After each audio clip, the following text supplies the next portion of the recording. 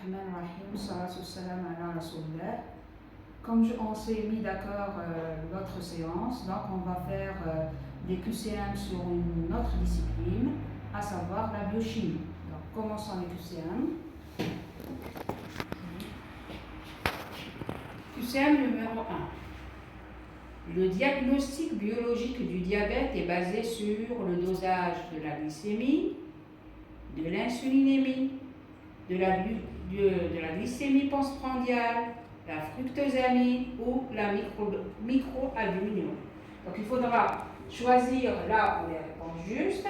Alors le dosage, est-ce que le diagnostic du diabète permet le dosage de la glycémie? Oui, donc la glycémie, la mesure de la glycémie permet de préciser si là il existe un diabète ou un trouble de la régulation du glucose.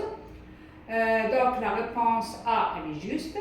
Alors concernant la B, l'insulinémie, donc la B, la réponse elle est fausse parce que chez le diabétique, la mesure de l'insulinémie permet de différencier entre le diabète insulinodépendant et le diabète non insulinodépendant. Donc là, on sait qu'il s'agit d'un diabète, donc c'est un diagnostic étiologique et non pas un diagnostic qui permet de poser, c'est-à-dire de dire s'il s'agit d'un diabète ou pas. D'accord?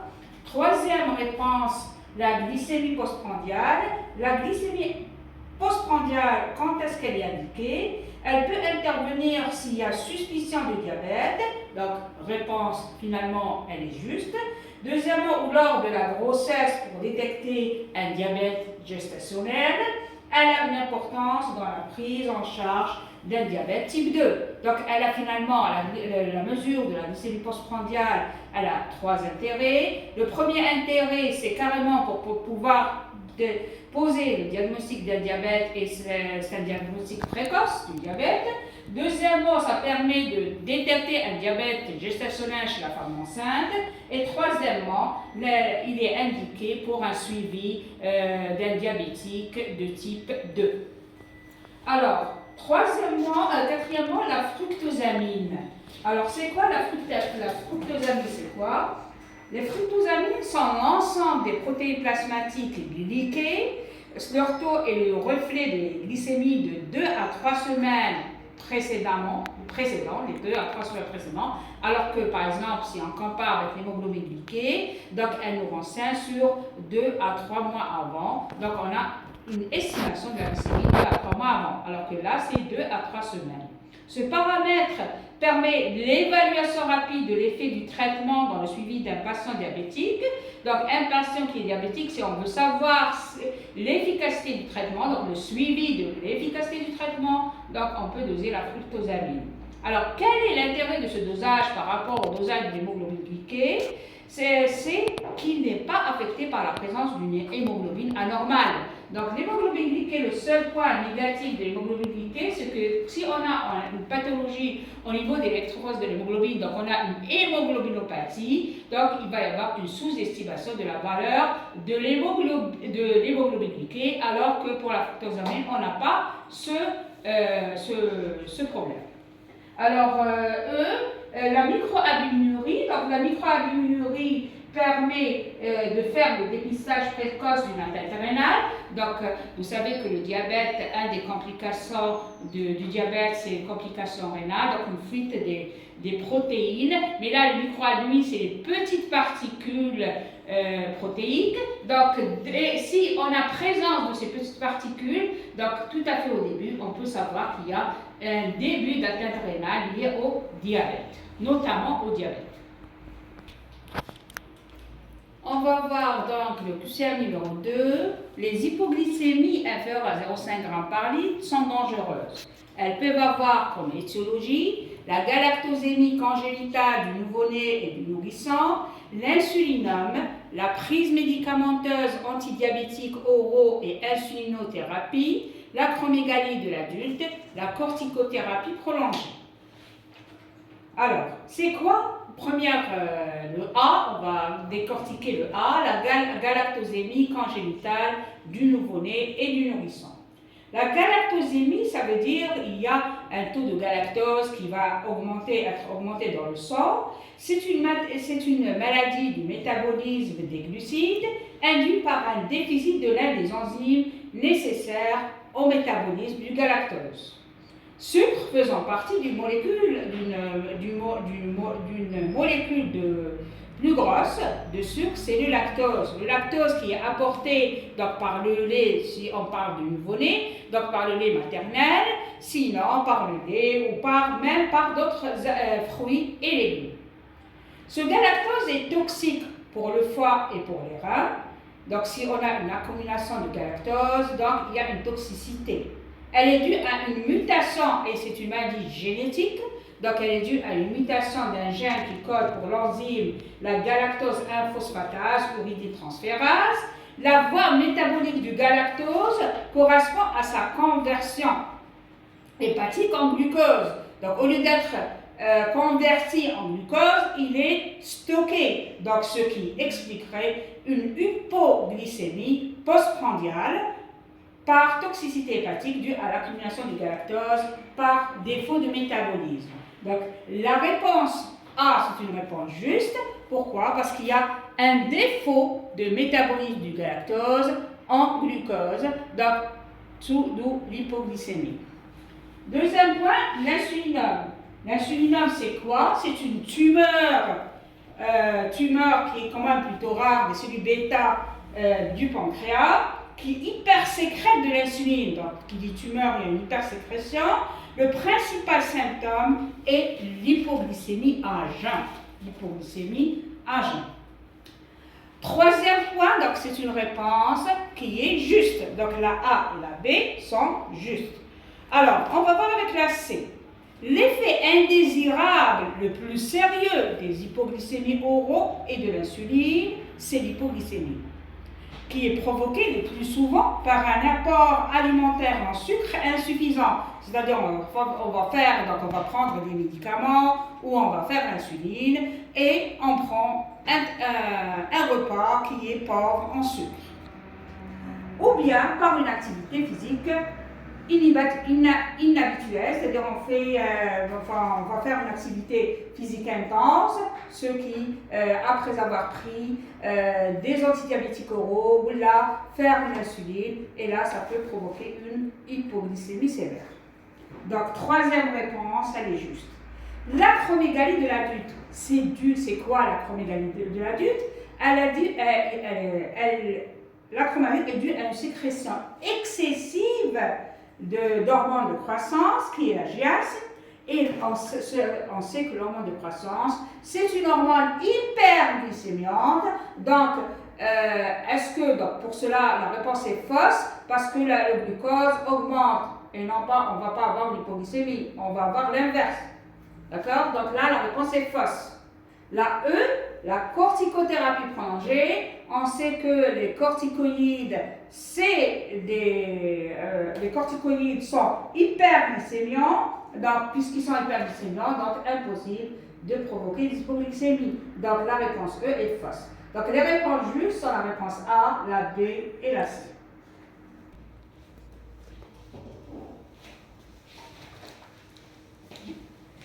On va voir donc le QCM numéro 3. Les causes d'intolérance aux hydrates de carbone. Première réponse, c'est l'insuffisance cortico-surrénalienne. Deuxième réponse, le déficit en hormones de croissance. La troisième réponse, c'est la pancréatite chronique. La quatrième réponse, c'est le syndrome de Cushing. Et la cinquième réponse, c'est l'hémochromatose. Alors, on va décortiquer la première réponse. L'insuffisance cortico-surrénalienne.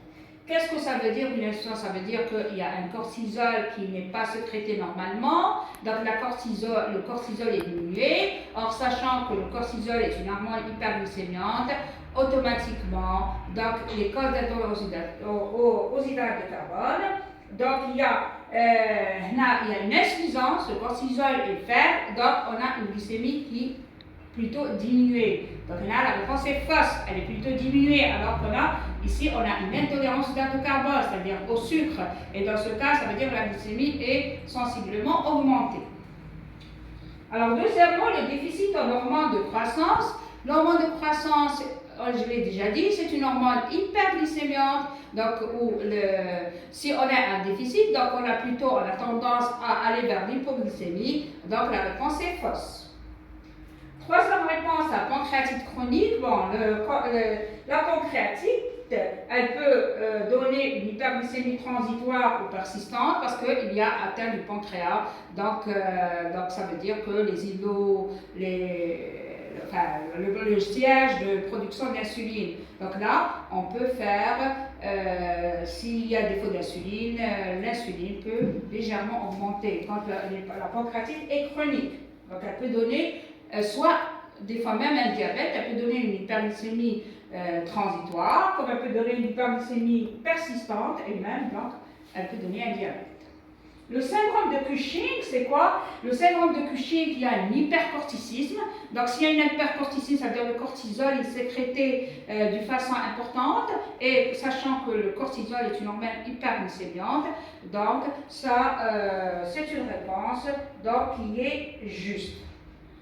Pourquoi? Parce que dans le glucose, on a même le glucose tend à augmenter. Alors, dans l'hémochromatose, c'est quoi l'hémochromatose? C'est une maladie qui est rare, qui est due à, qui peut donner une intolérance aux hydrates de carbone, parce que donc, le fer va se déposer, donc il y a un excès de fer qui va se déposer au niveau du pancréas, et au niveau du foie, ce qui bloque la sécrétion d'insuline. Donc, il empêche l'insuline d'agir correctement et donc la glycémie a tendance à augmenter. Donc, la réponse juste, c'est la réponse C, D, E, où la glycémie a tendance à augmenter. On va voir le QCM numéro 4. À propos de la microalbuminurie, elle peut être détectée par des bandelettes réactives type LAPSTIX. Elle est normale pour une concentration supérieure à 30 mg par litre. C'est un bon marqueur des complications du diabète. Elle est dosée dans les urines des 24 heures une mixant fraîchement émise et elle correspond à une élimination rénale des protéines. Alors, elle peut être détectée par des bandelettes réactives type LAPSTIX. Bon, le LAPSTIX, généralement, il permet de déterminer donc, la protéinerie, c'est-à-dire les grosses particules. Donc, réponse fausse. Elle est normale pour une concentration supérieure à 30 mg par litre. Réponse fausse. Donc, il faut que la concentration soit inférieure à 30 mg par litre pour une valeur normale de microalbuminurie. C'est un bon marqueur des complications du diabète, oui, notamment, c'est pour les complications rénales du diabète. Donc, quand on commence à avoir une atteinte rénale précoce, on peut détecter précocement une atteinte rénale chez le diabétique notamment. Elle est dosée dans les urines des 24 heures ou une mixant fraîchement émise. Oui, on peut utiliser soit les urines des 24 heures, soit une seule mixant, c'est possible. Elle correspond à une élimination rénale des protéines, oui, et ce n'est pas les grosses molécules, parce que si on parle de grosses molécules, c'est la protéinerie, mais elle permet de détecter l'élimination rénale de petites particules. QCM numéro 5, à propos du diabète type 2. L'hémoglobine glyquée constitue le marqueur de complications cardiovasculaires. De B, il a pour conséquence une diminution de la clairance des triglycérides. C, l'utilisation du glucose est augmentée. D, au diagnostic, la GPP, la glycémie postprandiale, est supérieure à 2 grammes. Et E, elle est caractérisée par une insulinorésistance et une diminution de la sécrétion d'insuline. Alors, réponse A. Alors, le diabète, c'est vrai que le diabète peut entraîner des complications cardiovasculaires, des car il altère les gros vaisseaux et on a une macro-angiopathie. Mais le meilleur marqueur pour détecter ces complications cardiovasculaires, ce n'est pas l'hémoglobine glyquée, mais c'est le peptide C. C'est quoi le peptide C? C'est l'insulinémie ça permet, ça reflète la sécrétion d'insuline, c'est-à-dire l'insulinémie endogène. D'accord? Le peptide C, donc, est le meilleur marqueur de risque cardiovasculaire chez les sujets atteints de diabète de type 2. En deuxième intention, il y a un autre paramètre qui représente un marqueur de complications cardiovasculaires, mais en moindre importance que celui du peptide C, c'est la CRP ultrasensible. Alors, l'hémoglobine glyquée, par contre, elle est essentielle pour l'intérêt de l'hémoglobine glyquée, c'est pour le suivi des mesures hygiéno-diététiques conseillées aux patients. Donc, si un patient vient donc, avec une glycémie légèrement augmentée ou l'hémoglobine glyquée légèrement augmentée, donc on commence par une hygiène sur le plan une hygiène diététique. Alors là, grâce à l'hémoglobine glyquée, on peut surveiller donc, ces patients. Deuxième point, elle intervient pour suivre l'efficacité des traitements prescrits. Et troisième point, pour juger le mieux des risques de complications de la maladie. Et là, ce n'est pas les complications cardiovasculaires, mais les autres complications. B, alors, il a pour conséquence une diminution de la clairance des triglycérides. Bon, c'est une réponse juste, car il y a une accumulation des triglycérides, ce qui favorise la lipotoxicité et qui a un impact sur la lipocité et sur la résistance à l'insuline. D'accord? Souvent, les diabétiques, on a chez eux des triglycérides élevés. Troisième point, c'est l'utilisation du glucose est augmentée. Bien sûr, l'utilisation elle est diminuée parce que l'insuline a un défaut d'insuline ou un défaut de réponse à l'insuline. Donc, l'utilisation, donc la réponse C, c'est une réponse fausse. Ensuite, au diagnostic, la GPP est supérieure à 2 grammes. Oui, au diagnostic, la GPP est supérieure à 2 grammes par litre. D'accord? Dans le diabète type 2. E, elle est caractérisée par une insulinorésistance et une diminution de la sécrétion d'insuline. C'est une réponse juste. Donc, c'est bon. Le diabète type, QCM numéro 6, le diabète type 2 se définit par une glycémie à jeun supérieure ou égale à 1,26 g par litre à 2 reprises. Deuxième réponse peut être d'origine auto-immune. Troisième réponse est la forme la plus fréquente du diabète sucré. Quatrième réponse, on retrouve une notion d'antécédents familiaux. Cinquième réponse, le traitement de première intention et le régime alimentaire avec activité physique. Alors, le diabète type 2 donc, se définit par une glycémie à jeun supérieur à 1,26. C'est juste, à 2 reprises. Peut-être d'origine auto-immune? Non, il n'est pas d'origine auto-immune, c'est le diabète type 1 qui est d'origine auto-immune, donc c'est faux. Troisième réponse, c'est la forme la plus fréquente du diabète sucré, oui, elle est la plus fréquente. Quatrièmement, on retrouve une notion d'antécédents familiaux, oui. Donc il y a à chaque fois qu'un diabétique se présente dans l'interrogatoire, on demande s'il n'y a pas de notion au patient, s'il n'y a pas de notion d'antécédents familiaux. Le traitement de première intention et le régime alimentaire avec activité physique, oui. On commence d'abord par donner un régime, demander que le patient fasse une activité physique et on verra donc l'évolution chez ce patient. QCM numéro 7. Dans le diabète de type 1, on retrouve des anticorps anticellules d'îlot de Langerhans, les anticorps antityrosine phosphatase, des anticorps antiglutamate décarboxylase, anti-GAD, une auto-immunité ou bien, dernier point, c'est des HLA protecteurs DR3 et DR4. Alors, les anticorps anticellules de Langerhans, qu'on appelle les ICA en abréviation, constituent un marqueur d'auto-immunité aux cellules bêta pouvant contribuer au typage de diabète. Donc leur présence marque le diabète, donc insulino-dépendant. Cependant, il faut savoir, bon ça c'est un point que je rajoute en plus du QCM, que la négativité des ICA, donc de la première réponse elle est juste, mais cependant, la négativité des ICA ne permet pas d'éliminer l'auto-immunité aux cellules bêta, donc il faudrait rechercher des anticorps de plus haute spécificité, c'est les anticorps anti-GAD et les anticorps anti-A2 et anti-insuline. Donc là, la première réponse est juste, donc la anti-A2 c'est les antityrosine phosphatase, donc c'est aussi une réponse juste.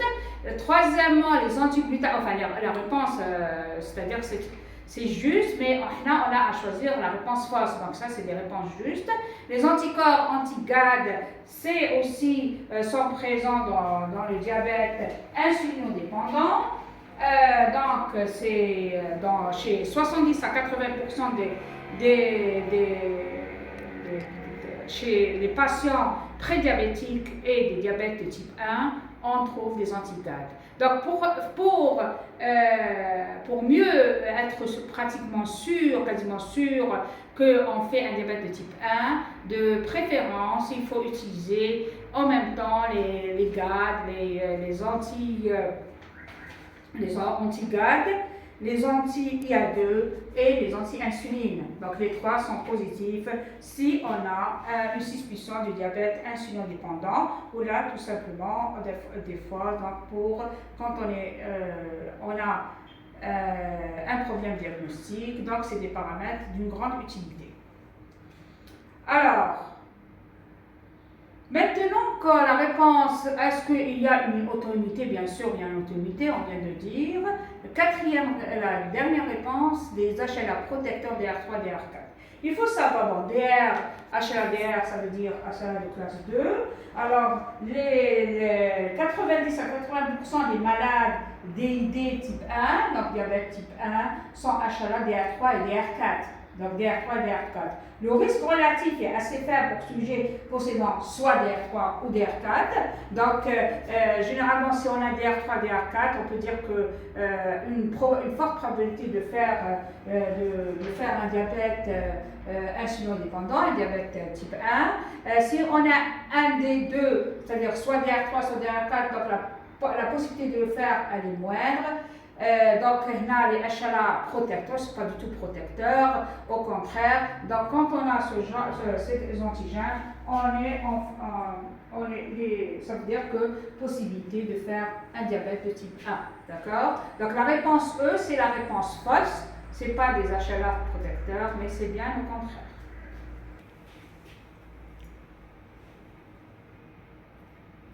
On va voir dans le QCM numéro 8, le diabète MODY 2 est le plus fréquent des MODY, dû à un déficit en glucokinase. C'est un diabète monogénique, c'est un diabète de type 1 chez le sujet jeune, c'est un diabète non insulinodépendant. Alors, maintenant, il faut donner la réponse fausse. Alors, le diabète de type MODY, c'est une forme particulière de diabète, différente du diabète auto-immun de type 1. D'accord? Ce n'est pas un diabète auto-immun, il est différent. Il est en rapport avec une anomalie de la régulation de la sécrétion d'insuline. Donc, c'est au niveau de la régulation de la sécrétion d'insuline. Forme rare de diabète, survient chez l'enfant ou l'adolescent. C'est pour ça qu'on le confond avec le diabète de type 1, c'est-à-dire le diabète qu'on a l'habitude de voir auto-immun. Donc, pourquoi? Parce qu'il survient chez le sujet jeune. Il est d'origine génétique. D'accord? Le MODY 2, bon, il y a plusieurs classes de MODY. Alors, le MODY 2, c'est une mutation sur le gène codant pour la glucokinase. Donc, la réponse A, la réponse B, c'est une réponse qui est juste. Donc, on ne doit pas la cocher dû à un déficit en glucokinase. C'est juste, parce que la mutation a lieu à ce niveau-là. Il est le plus fréquent des maudits, oui, il est le plus fréquent des maudits.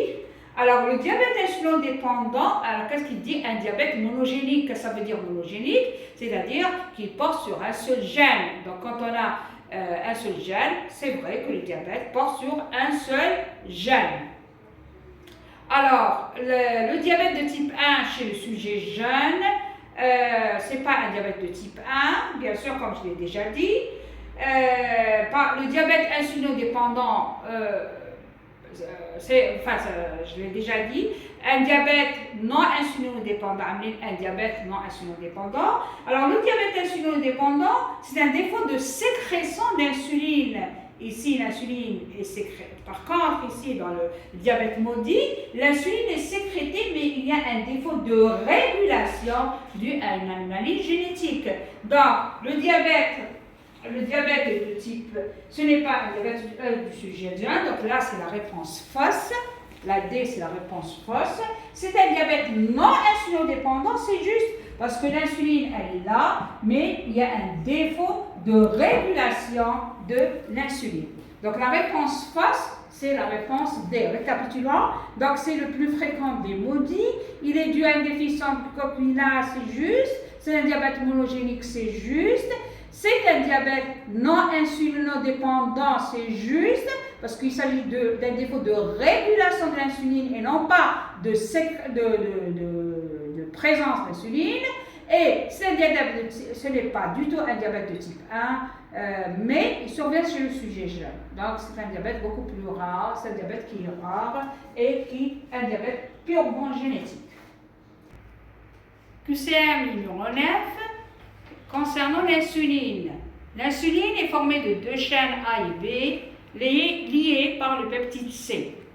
Il stimule la glycogénolyse, il stimule la glycolyse, sa sécrétion est stimulée par le glucose, il est libéré par ouverture du canal calcium voltage dépendant.